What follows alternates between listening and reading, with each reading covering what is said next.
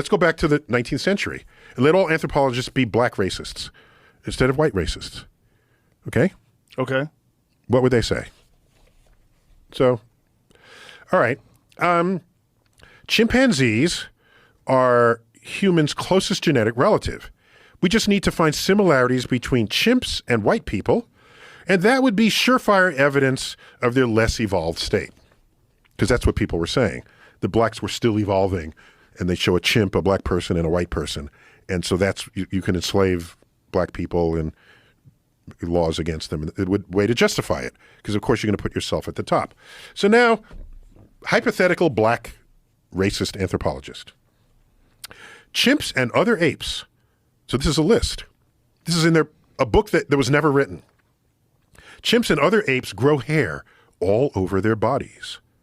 The hairiest people you've ever seen have been white people, with mats of hair across their chests and ascending their backs. Their body hair can even reach upward and out of their shirt collar. Black people do not remotely approximate this level of hairiness. There was no mention of this in any of those books. Distinct from their face, hands, and feet, part the hair of most chimpanzees the way they do to each other when checking for lice, and their skin color is white, not any shade of black or brown. Chimps tend to have big ears relative to their head size. After decades of ear watching, I can attest that the biggest ears I've ever seen on humans have been on white people. Have a look yourself next time you're in a crowded public place. Doubtless there's strong overlap, but the size of black people's ears can be as little as half the size of white people's ears. You might now ask about the famously large ears of President Barack Obama.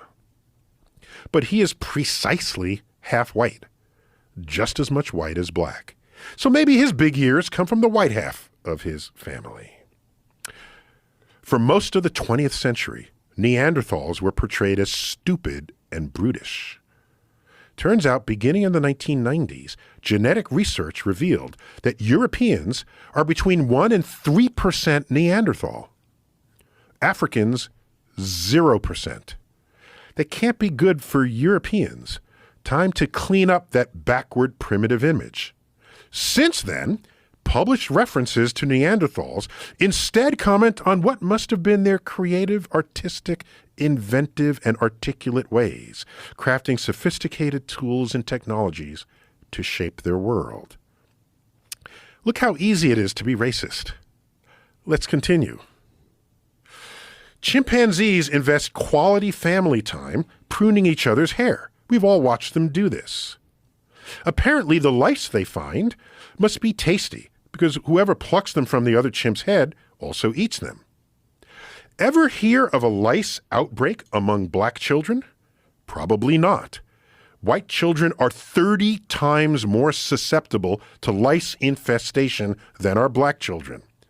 The parasite simply likes to lay eggs in the hair of chimpanzees and white people more than on the hair of black people. This goes on. This is all and this is over. This could have been included, and they would have said, well, wait a minute, maybe all humans are together and chimps are something completely different. But they didn't go there. Their bias prevented their analysis of information that stares flat into their face, okay? Here's one. I'm going to skip some here because I got to go. I got a plane waiting for me. I'm skipping some here. Ready? Yeah. This is one more from the chimp vault. I have others that are not chimp related. Here's one. Chimpanzees love to swing in trees. Apparently, so do suburban white children. They typically can't wait to build and live in a backyard treehouse. You have not likely seen black children even contemplate the idea. The white people clearly want to return to their fully primitive state. This would be a racist black person, okay, from the 19th century, publishing, trying to find ways to enslave white people.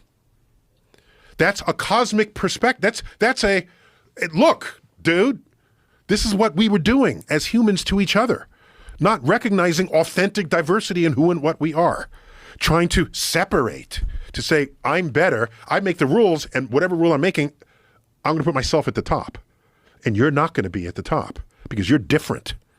Do you anticipate that as people get more education, more information, and as we evolve, that we'll stop doing that and we'll start recognizing the importance of diversity? I want to believe that. And that it's our strength? I want to believe that. I want to believe that too. I so want to believe that. Okay. Here it is.